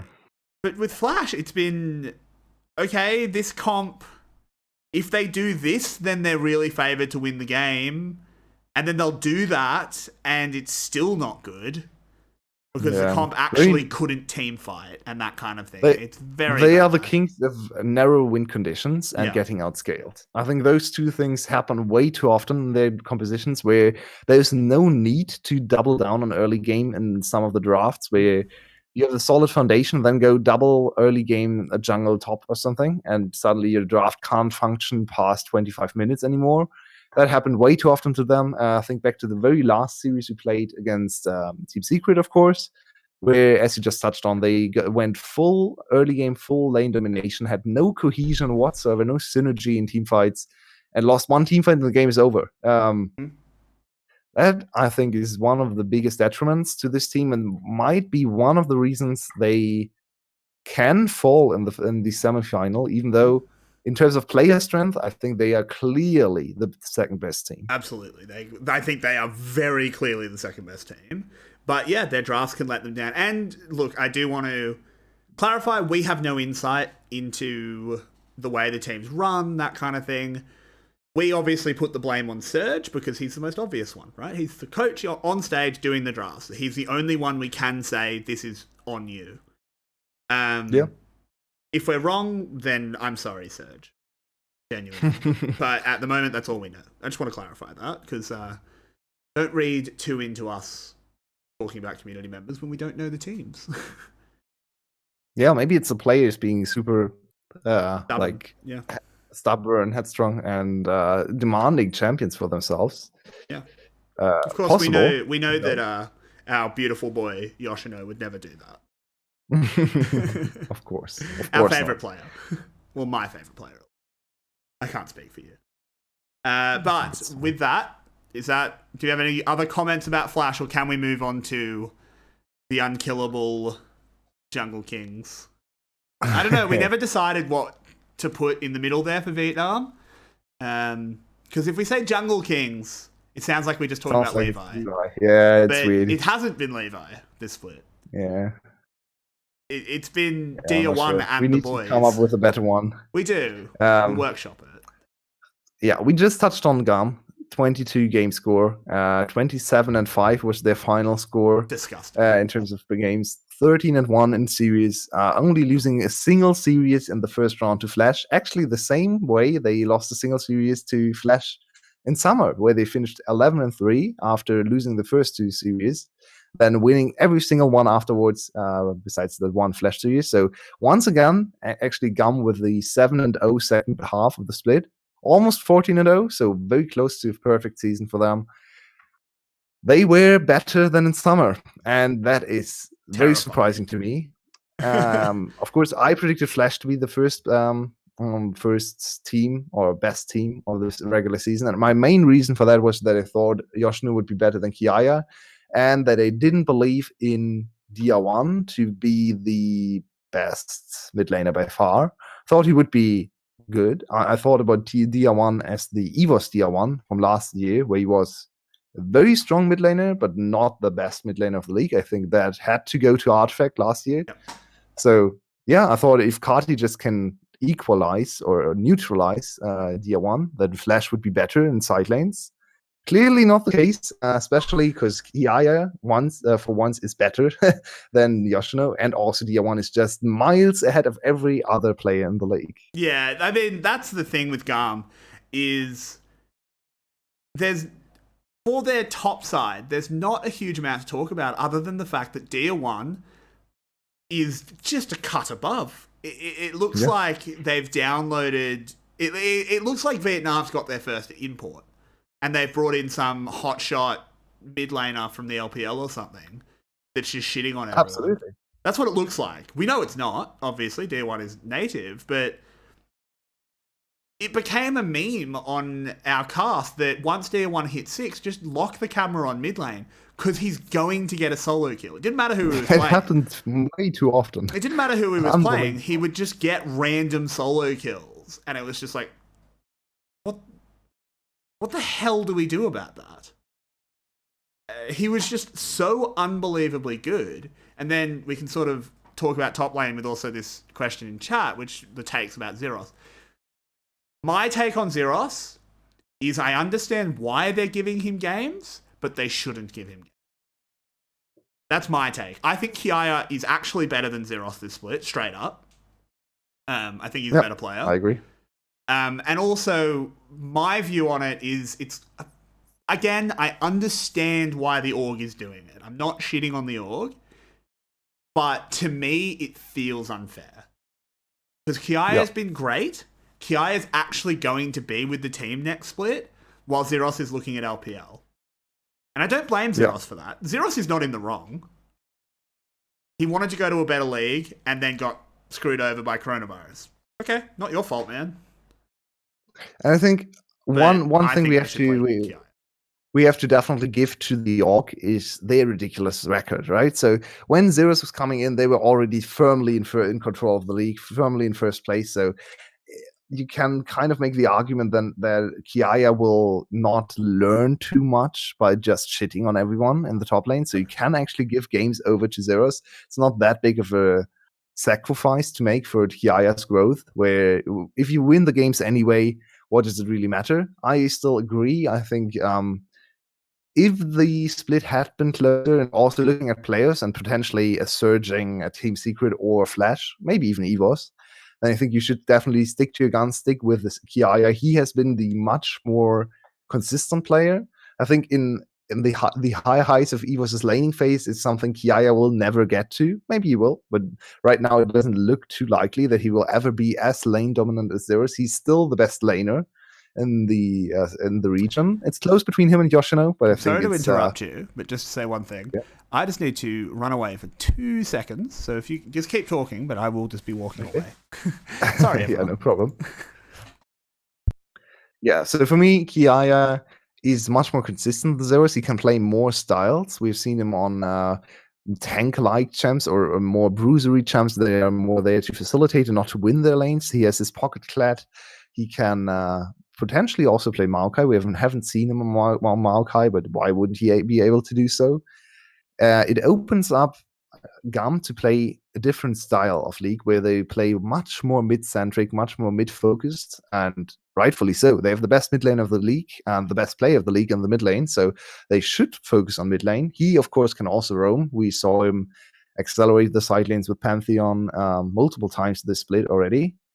But for me, 𝘀cie gives 𝘀𝗀 more versatility and more to play around. And this is actually something I had to come around to, because, of course, my opinion, as you all know, was that I favor 2019 𝘀𝗀 because of their very developed one-dimensional playstyle that is very hard to beat if you can't match their top lane. So I liked this very specific, very distinct playstyle because I thought it was very hard to adapt to and to overcome for other teams. But now 𝘀𝗀 with 𝘀𝗀 in the top lane, with DR1 being the best player in the league, are more versatile and will be able to do more. Yeah, I agree. Internationally and nationally as well, domestically. Sure. Yeah, I completely agree with that. Now, again, we will do a deeper dive on 𝘀𝗀 going forward. I know there's much more to talk about, but this is just a bit of a shallow dive on them because we've got plenty of time to talk about them because they're waiting in the finals. We won't see them play for a little while. So, are we happy with our little recap, or is there any more points you just want to? No, I think that's good. We touched on every single team, so we covered all the teams for the regular season. Of course, now players will be here this week and next week. And this should be a very exciting time as well. We have 4 very strong playoff teams, and playoffs should be close and very exciting. And don't worry, we will be doing a deep dive on playoffs in just a little bit. But before we go and talk about playoffs, we kind of wanted to retrospect about VCS English a little bit. Because, holy shit, dude. I don't necessarily know how much everyone in the community has noticed the growth, honestly. Last split, we were pulling, an average of 10 viewers, probably? Went up for some 20. games. Maybe 20. Double digits. And typically pretty low double digits. Yeah. Our average this split is, 150 to 200? Yeah, something like that. Yeah. Which is massive growth, including... And that average is dragged down by there were several nights where, because of time changes, we got a little bit tanked. We've been often hitting several hundred viewers. And I don't want to dwell on the specific numbers too much because there's so many factors to that we're not going to get into. I just want to kind of talk about our community and what's been happening. And I want to start not by talking about us, but by talking about everyone else in the community. Because we are the most visible part of the VCS English brand, in air quotes, because we're on camera, right? We're talking, we're on camera, so of course we're the most visible part. But we're not the only part. We're not the most important part. Some of the guys in the Discord put in so much work. It's like the articles being put out, everything, right? Think about everything that just happened or started this split. We had the big brain predictions, we had the worldwide predictions, everything organized very nicely. I'm not actually sure who is in charge of that, but I think it's a mix of nice. Panda and Side, but I might be wrong. So shout out to those guys. This has worked out perfectly. We are always on time. We can see the predictions very, very easily. It's very easy to compare as well. And very fun little game to play alongside the games. Of course, we have all the nice memes on Twitter. Mostly Panda is to thank for that. Yeah, that's pretty much all Panda. I think Panda deserves his own little round of applause. Yeah, if we absolutely. Give him a clap. We are almost at 300 followers now for this very new Twitter account, and I think it has been great at promoting the stream and also the community. Just a very nice, just a very nice way to also branch out. Then the biggest shout out for me personally goes to our lovely. Let's call him producer. Let's call him graphics guy, Peng, of course. Yeah, Peng has been a hero. So many graphics out of nowhere. We started to have our analyst time screen. This absolutely not used right now, 𝘁𝗶𝗁. No, this is podcast time. Can't you see? There's a difference. Of course. And he even changed the backgrounds multiple times, right? Just to have a little bit more variety, to have the viewers have something to look at as well. Just not our boring faces that don't change too much between the games. So very nice to see that. We had the backgrounds adapted. We actually have something like in our own broadcast. Of course, we're still bootlegging the YouTube from the official stream. But in pauses, we have our screens. We are on camera now. We have our own pause screens. We have our offline screens. Everything thanks to Panda. Peng has definitely... Peng, you said Peng. I know what you meant. Peng has definitely meant that we are still a bootleg stream, right? Obviously we are. We are just bootlegging it. But I think we can bring our own character to it now, primarily because of Peng. And we can't thank him enough for that. I don't even think he's watching. But someone clip this and pass it on to him. We love him, and the growth wouldn't have been the same without him. It's been ridiculous, and we don't pay him. We'd love to. If we were making money, he'd be making money. I promise. I pay people to do things for me, but unfortunately, we don't make any money. So, yeah, I can't shout him out enough. But again, there's other members of the community, the guys that keep the Discord server ticking over and not just being a shithole. The big brain predictions, the Mr. Worldwide stuff. Those were all ideas that didn't come from us. I think everyone had the ideas of doing a pick'ems. But it wasn't us that put it together. It was Panda, it was Side, it was that kind of people. Honestly, we're blessed with our community.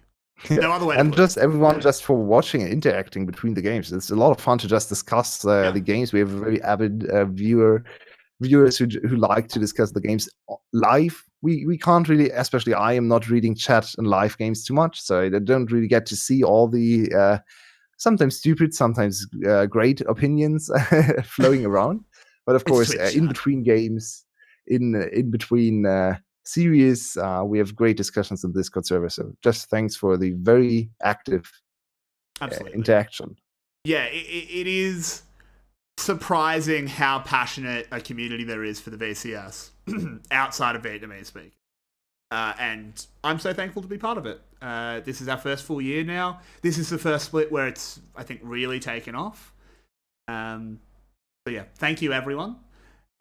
We want to do a little bit of a retrospective on ourselves. And this might seem like a little bit of the old patting ourselves on the back, but I particularly, the way I want to do it, and I haven't told Yulwei I was going to do this because I'm not going to tell him, is I want to shout Yulwei out, because if you look at some of the clips from last split, and particularly the split before, I found some clips from before I even came on. Oh God. And the difference, so that's a bit different. And as a caster, Yulwei has grown and changed so much. He's gone from a very monotone, very obviously German boy to a slightly less monotone, still pretty obviously German boy. But that was a market improvement. I'm joking, of course. You're not monotone anymore. You've still got your accent and you still say Wayne. So you'll always be our German boy, but that's okay. It's gone from a very binary, he talks between fights, I yell at fights, to definitely an actual casting duo. And I can't thank Yulwei enough for that. That's been very good. A lot of growth this week. Thank you very much for that. I, of course, have to thank you a lot for, in the first place, coming on, responding to my very ambitious, maybe threat, just talking about casting VCS when all I really did was just talking about the games. You can't really call that casting, to be honest, as you just pointed out. So I was giving you a bit of shit, to be fair. It was fine. I mean, I think that's very, very valid. And yeah, you covered all the hype moments. We have so many great clips where you pop off, maybe a little bit too loud sometimes, but we're working on that. It's always fun. We're working on making sure that the program only lets me go so loud. And I think also what, of course, is visible sometimes, but can't be shouted out from me enough about you taking over the production. My computer is sadly not able to handle it anymore, and it also just is not the greatest for the color caster to stream. So you had to take over, I guess, for the product to improve, but you also did it with yeah, you have to do so much for all the streams all the time, changing between the scenes. So I'm really grateful that you are willing to. And only 40% of the time is your camera replaced with Discord already. I mean, that's fine. I like to do the Discord overlay as well sometimes. Yeah, exactly. It shows everyone what else I'm doing. But yeah, let's not jerk ourselves off too much more. But yeah, big thanks to everyone in the community. The stream wouldn't have grown without you. This was not just me and Yulwei. This was everyone. And we love you for it. So thank you, everyone. And with that, I think we've got some playoffs to discuss. Yeah. And we will lead in with saying we're not going to talk about 𝘀𝗰 very much. Because 𝘀𝗰 don't play for a week. 𝘀𝗰 are waiting in the finals, so we are going to talk about the other 3 teams. Don't worry, we'll be doing an episode next week where we will talk about 𝘀𝗰 a lot. 𝘀𝗰 fans, don't blame us. Talk about you next week. Because we have the gauntlet, we of course have 𝘀𝗰 be seeded directly into the finals, which will take place in 11 days on the 18th of April. So still a little bit of way. We have to go through 2 rounds of gauntlet before that, and they both happen this very exciting weekend. Of course, on Friday we have EVOS against Secret, and the winner has 1 day to recover, and then he has to face, or they have to face, against Flash on Sunday. A bit rough, to say the least. So, but obviously we start off with Team Secret taking on EVOS. I know who I want to win, and I think we disagree on it. But I think we agree on who we think will win. Because I think you want EVOS to win. Well, I think for the viewing pleasure, I have to go with Team Secret as well. I think right now they are the stronger team. I think they will pose a bigger challenge for Flash. They just beat Flash twice in this split, 4-0 in game score against Flash, so haven't lost a single game in an official game. So I'd say Team Secret should be the more interesting team to face Flash, but you're right. I am a little bit of an EVOS fanboy because, of course, I'm not really biased towards any team, but I like some of the EVOS players. I like the system they have going for. I like what their team potentially can look like and their ceiling. I think 𝘀𝘀 is a very good ADC. I think I voted for him to be my all-pro ADC, if I remember correctly. I think he's super solid. Crazy vote. Yep. Yeah, I think B is an outstanding support player that gets too little credit, and 𝘀𝗁 is one of my favorite players of all time. He's just a great jungler. So as long as the solo laners can stand up to Artifact and 𝘀𝗀, this series should be a very close one, but ultimately I favor Team Secret. Stand up to 𝘀𝗀. That's a sentence. You earned it. He did. 𝘀𝗀 has gotten a lot better this split. I mean, I put him in for most improved. I think I put him second. Most improved. There's definitely other people that could contend for that, but it was my vote, so I was allowed to put it wherever I wanted.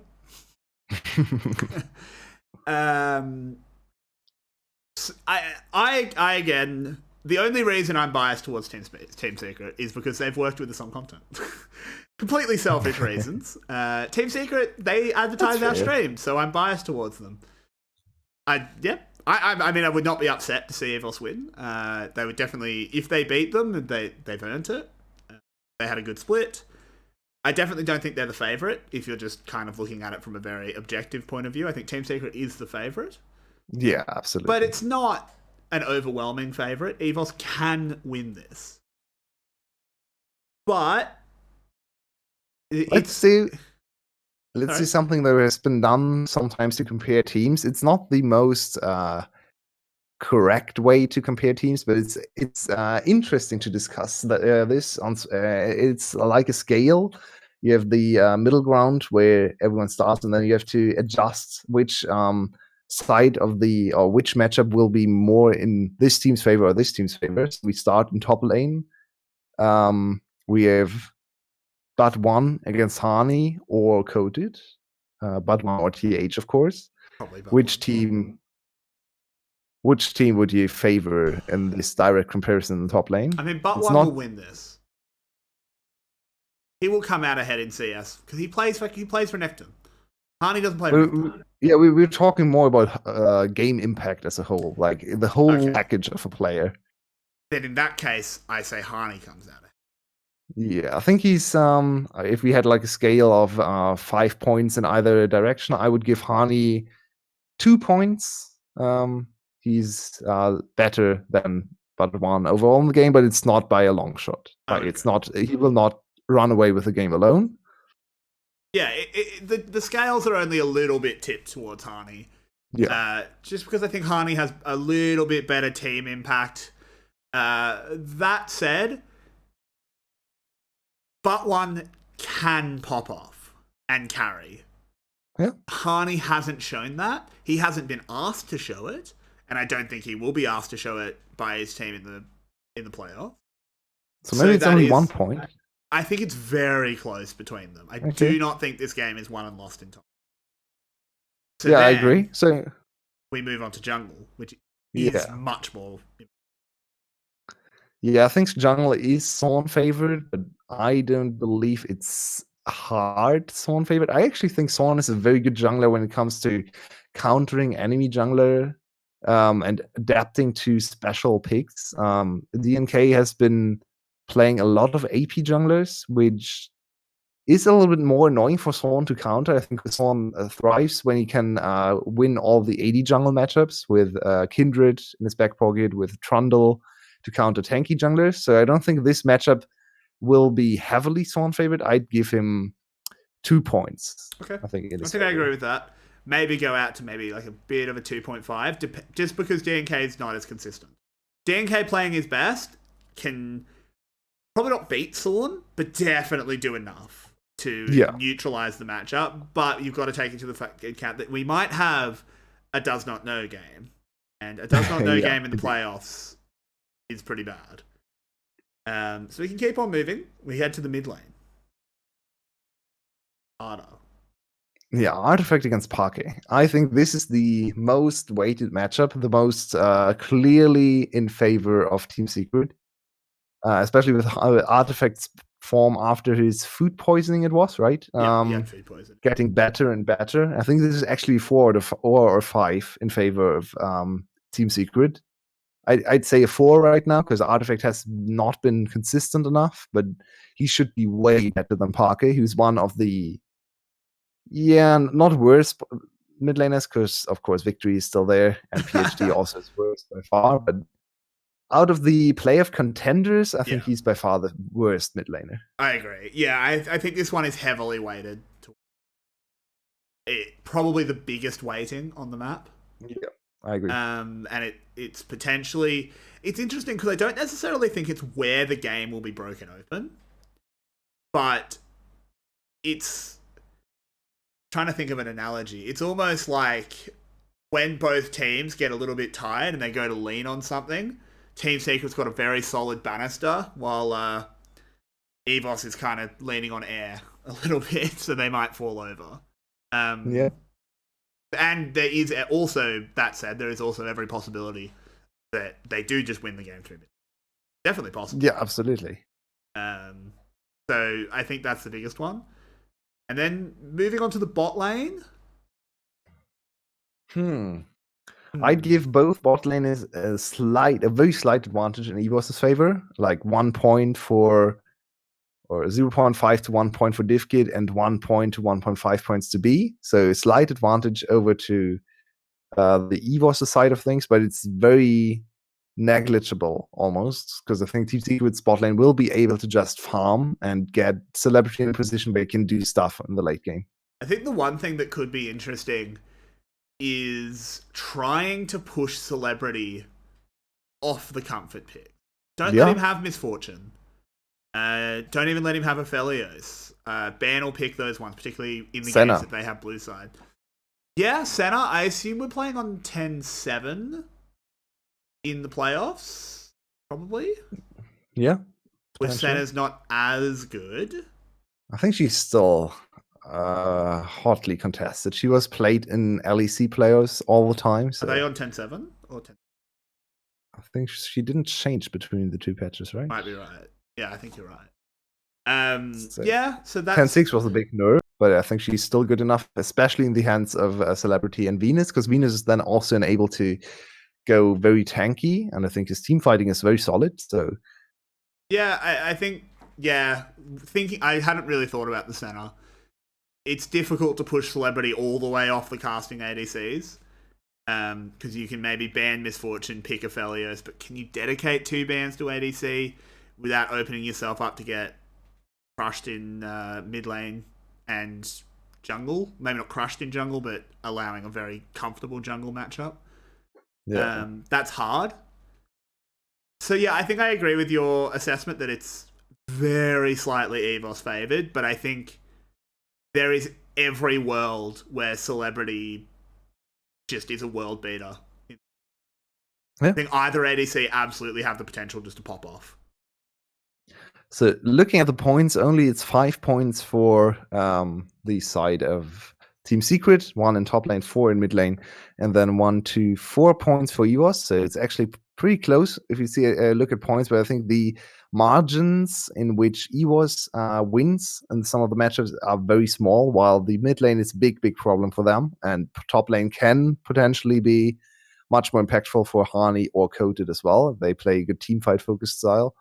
We also have to give weighting in terms of overall team play, and I think this is another category that Team Secret wins pretty easily. I'd say there's something like 3 points in their favor. So just looking at the points assigned, they should be heavy favorites to win here. And EVOS's most important member in this matchup, in my opinion, is 𝘀𝗀𝗋. 𝘀𝗀𝗋 needs to be able to contain Artifact if EVOS wants to have a chance at winning. If 𝘀𝗀𝗋 can't do anything here, if 𝘀𝗀𝗋 loses lane consistently to Artifact, then I think Team Secret runs away with the series. Might even look at something like a 3-0 if it happens every game. Yep, that is very, very true. So then we have to consider, and I don't want to rush us on, but we have been going on for a little while, so might have to zip through this one. Is then whoever wins will go on to face Flash. Just give me your prediction before we move on. Prediction: Team Secret 3-1. 3-1. Yeah. I think EVOS can definitely win one game. I don't want to predict the 3-2 because I think a 3-2 is a cop out. I think 3-1 is a cop out most of the time.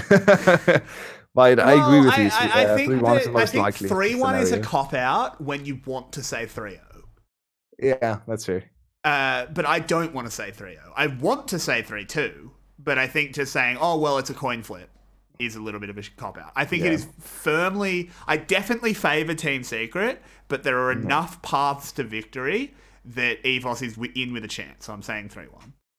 I'm actually pretty worried that we will see a stomp here. Okay. I think I'm way closer to 3-0 than to 3-2. I think right now Team Secret is... what they have shown in the last week. Of course, we always have the caveat of some of the games didn't matter too much, but Team Secret looked very strong against Flash, while EVOS looked lost against Cerberus. Got stomped in the early game, so I think we're closer to a 3-0 than a 3-2. I hope EVOS can step up, and I hope 𝘀𝗀𝗋 and 𝘀𝗀𝗋 find a way to carry some games, so we get a very close and nice first series of playoffs. Yeah, I think I have a tiny bit more faith in 𝘀𝗀𝗋, so I'm more leaning towards the 3-2 side, but I'm going to definitely predict the 3-1 for Team Secret. So, same here. Whoever wins will go on to fight Flash. So we'll talk about what we're going to do is we're going to talk about both teams. We're going to talk about if Team Secret wins and if EVOS wins. We'll start with Team Secret because we think that's what will happen. That is interesting because Team Secret just kicked the shit out of Flash. Yeah, 𝘀cie they have had is their number this 5-0 year. against 𝘂cie𝗰𝗋, as reported by 𝘂cie𝗰𝗋. So, this is an interesting one. The Secret Flash matchup. Is it happening again where low-key now Secret pip Flash in the playoffs? It's for sure possible. I am worried for Slater. I am not sure Slater's nerves will hold up. I think he showed some nerves in the last players. And I'm a little bit skeptical on Slater because he has been very good, but he has not been the best ADC in my opinion, and he kind of needs to win bot lane pretty hard here against Celebrity to overcome the team disadvantage that might be there. I think Flash is still a little bit less than the sum of their parts, while Team Secret is a very strong team overall. I think Flash has better individual players. If you add up, we can go for the very quick point assignment once again if you want to go for it. Yeah, I mean, I think it's a lot easier this time, but it's also 𝘂cie𝗰𝗋 against 𝘀cie. It's like 4. Yeah, it's big. It's massive in the top lane. Yijin against DNK should once again be a 2 or a 3. Probably a 3 is what I'd say. Yeah, then we have 𝘁cie against Artifact, which should be Artifact favored. That's a little bit Artifact favored. Yeah, that's probably like a 2 in Artifact. Then the bot lane, harder. I think. I would actually say Slater Celebrity is a wash. That's 0 points in either I think side. that's a complete wash. And I think Venus CBL is CBL favored. Yeah, 2 points for CBL's been really good. Yeah, and he forces bans, so yeah, at least 2 points. So we actually looking at the points for player comparison, it's for sure in Flash favor quite easily.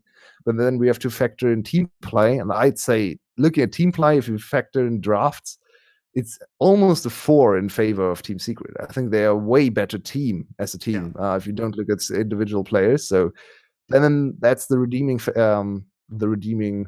Factor. Yeah, the redeeming factor. Yeah. I 100% agree. I think the phrase more than the sum of their parts is something we've used to describe Team Secret all split. And yeah, Flash is the opposite. Flash is less than the sum of their parts, which is disappointing. Some of it is drafts. Some of it is just seemingly not really bouncing off each other super well. And I mean, that speaks to how good their individual players are. Because normally you start criticizing a team for that kind of thing, they're not second. But Flash is. So they've got some cracker players. But yeah, if they don't show up and actually play together as a team, we may well have situations where they win lane, lose game. A lot. Yeah. Absolutely, like they just did against Secret again. Yeah. They played just that game where they won lane pretty easily. They won the 4-4-0 fight at the Dragon Pit. We were like, okay, this composition is hard to play and hard to make work, but if you get a 4-0 lead at 7 minutes, you can win this game. Then they went for the next team fight, and the game's just over because they all get wiped. So. Yeah, and this is a very interesting matchup looking at play styles. It's just team play against individual prowess, and honestly, in the last 2-3 years of league history, individual prowess has won more often than not. The question is, can the individual prowess be enough to overcome the team disadvantage? That's the hard part. Is you have to be significantly better. Yeah, and in the top lane, Flash is significantly better. 𝘂cie𝗰𝗋 should... If we played the top lane out 100 times, 𝘂cie𝗰𝗋 wins lane 100 times. Like, that is how much the big difference is. But, before the 𝘁𝗶𝗶𝗁 excommunicates me... no, I'm pretty sure I got 𝘁𝗶𝗋𝗁 a while ago, because I'm such a 𝘂cie𝗰𝗋 stan. Team Secret knows how to play with that happening. That is just part of their game plan at this point. They know what's going to happen top lane. They bang 𝘁𝗀 on tanks. They bang him on enabling picks. And it's okay. Flash looks like they don't know how their lanes are going to go game to game. Yeah. Which is not good.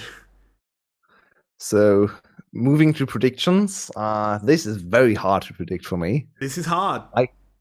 I can see either side winning. I will say I'm still a little bit of a Flash fan, and I think Flash is the better team.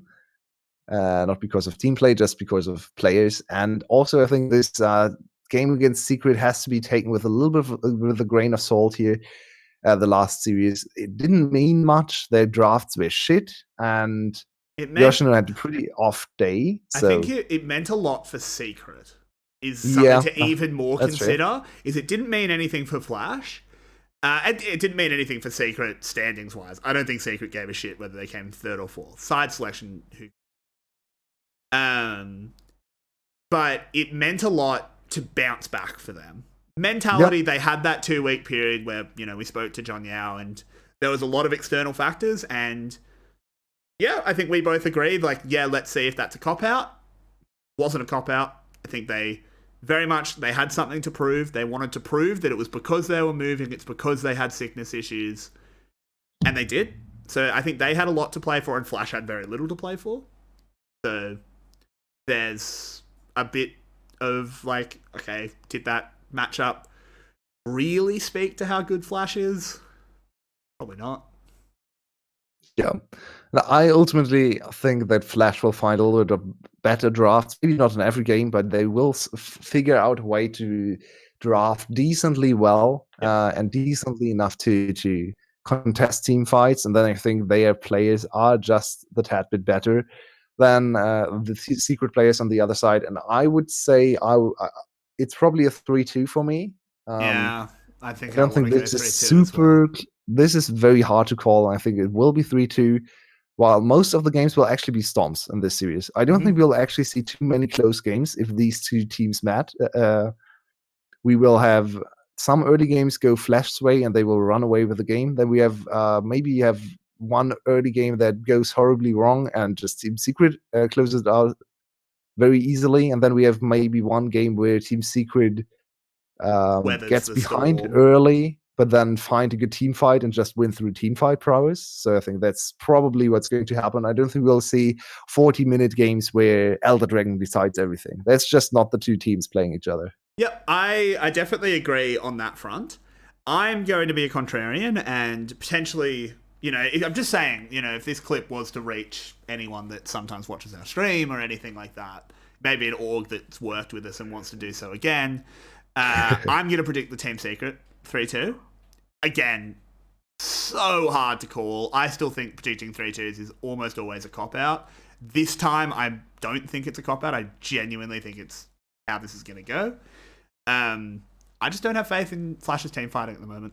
And I think VCS always comes down to 5v5s. And Flash needs a big lead, in my opinion. And I think they'll probably be able to get it in at least 2 games. Maybe they can get it in the third, but I'm going to go the Team Secret side. It's very close, though. It's very close between the two. So now we talk about what if EVOS wins? And it's EVOS against Flash. Well, I think Flash will eat them alive. Yeah, I agree. It's weird because I think EVOS has a good enough chance against Secret, even though I think Secret will pretty handily win. But I think EVOS gets eaten alive by Flash. So interestingly enough, EVOS and Flash are 1-1 over the course of the season, but we have to consider Flash against EVOS for the first time was on the 31st of January. So first week. Very first game in the very first week. So Flash had some big troubles drafting there. The second time they played was on the 1st of March. And of course, this time Flash won 2-1. So overall, very close affair, 3-3. Just as the same game score they had against GAM. But yeah, I still agree with you. I think this is a matchup that does not look too great for EVOS. I think overall they are... but one gets monstered by Yoshino. He will, yeah. Like, I think so too. He has not played against 𝘀𝗏 yet. No. He has not played against 𝘀𝗏 yet. So Yeah. the last time they met, Yoshino in the first game went 5-0-1 on set against 𝘁's Vladimir. He solo killed him twice in lane. The second game, EVOS actually won, and 𝘁 popped off on the Trundle. If you think back to that game, 𝘁 played Trundle into 𝘁's Olaf and invaded him early on to get a solo kill. Yoshino also went to a tank on Ornn, and 𝘁 got to freely scale on Vladimir. Because it's 𝘁. There's actually an argument to be made to have 𝘁 back in. But then you look at the third game, and Yoshino was put on again, 1-0-7, while 𝘁 on Aatrox went 0-5-1. So really not the greatest of series for them. Yeah, I feel like it's interesting, because when we talk about Team Secret against 𝘀𝗏, Team Secret expects top lane to not be a point of power. In fact, they expect it to be a point of weakness. EVOS, I don't think does. They need but one, or formerly hero, to be a secondary or tertiary carry. Tertiary is probably the way to go. And that's not because the mid lane can't do it. Yeah, not happening against you. Yoshino will just schoolyard bully but one. Yeah, I think the big problem is also mid lane, because 𝘁𝗏 is way better than 𝘁𝗏. Yeah, that's a big problem, because bot lane is very even. Jungle is very even. It's, in my opinion, the two best junglers and the two best ADCs playing against each other. Exactly. So we've got kind of a wash in those two situations, and then just a big skill gap in the two solo lanes. Yeah, diff kit against Slater so far has been super hype. In the first time they met, double pentacle. They just traded pentacles back and forth, and the second time they met, also pop-off games on either side. So I think bot lane will be super interesting if this series ever happens. I think overall top side is too much to overcome, though, for EVOS. I think they'll win one game where 𝘁 gets the counter pick in jungle, because 𝘁 is, interestingly enough, I think 𝘁 has a better matchup into 𝘁 than he has into 𝘁, because 𝘁 plays more AP champs, and 𝘁 likes to counter AD champs. So it's actually easier for him to draft into 𝘁, who likes to go for Olaf, who likes to go for, maybe something like Gragas, who's easy to counter as well, even though he's AP. So I just contradicted myself. He isn't an AP carry jungler, though. Yeah, indeed. So I think it's actually easier for 𝘁 to find a counter pick into 𝘁, even though I would still rate 𝘁 over 𝘁. So I think at least in one game, 𝘁 will get the big advantage in the jungle, as he did before as well. So that's the game EVOS wins through jungle and bot lane, and 𝘁𝗏 and but one just survive laney phase somehow, die maybe once or twice, but it's not enough for the enemy team to win. Yep. But in the end, it's a 3-1 for me for 𝘀𝗏. For me, I'm going to say it's a 3-0. Wow. I agree with you that they could win a game through 𝘁. Totally could. I don't think it's... I think I'm going to stick to my guns, though. And I think the top side is just a bit too rough. And I think 𝘁 could find himself, despite he might be the better jungler on the day. In fact, I actually don't think that's completely out of the realms of possibility. They're both fantastic.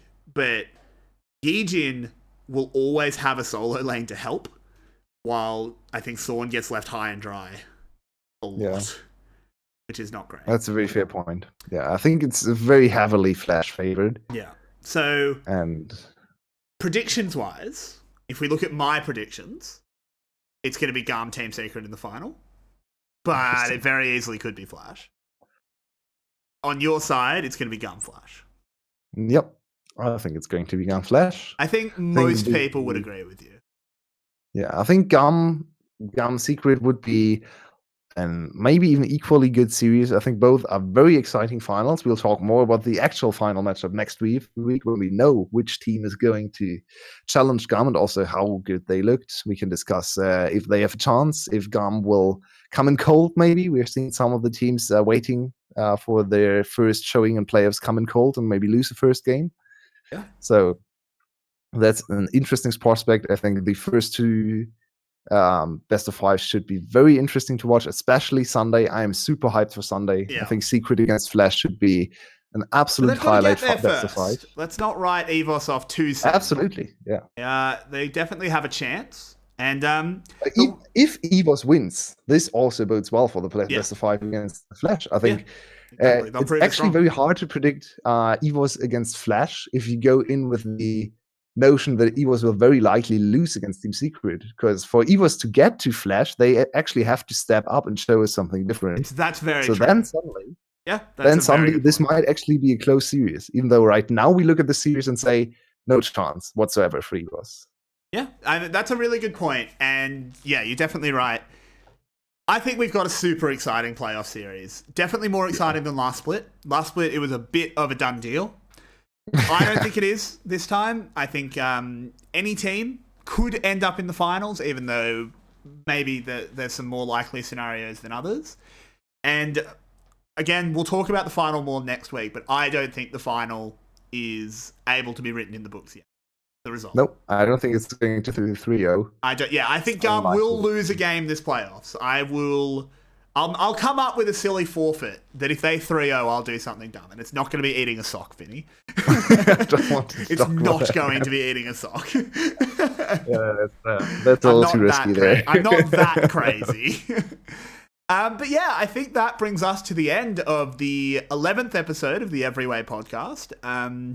Those of you that have watched, whether you've been in or out or sat with us the whole time, thank you. Please do give us feedback on what you thought of the stream. This is not going to be the layout that we go forward with, obviously. This is just us doing what we had to because we didn't have the full graphics. We have our award show on Thursday, which is going to be... Stay tuned for that. That's going to be a lot of fun. We have a lot of things planned. There's obviously the reveal of all the voting that's going on in the Discord. If you haven't voted, also go for the votes. That's true. If you haven't voted, hurry up and do it because I'm pretty sure they're sending the results off to Peng like tonight. So do it. We don't know the results and we won't know them until we reveal them. I know that's what I'm doing. I hope that's what you're doing as well. Yeah, we've told all the admins not to tell us the results. So it's going to be a lot of fun. We have other things planned as well. It's not just going to be the reveal of the polls. Don't worry, we have our own awards to present. Let's just say that. Some really fun awards. Stay tuned for those. Absolutely. But thanks for joining us, guys. And that'll be it for us, I think. That's the EveryWei podcast in the books. Thanks, everyone. Have a great night. Bye.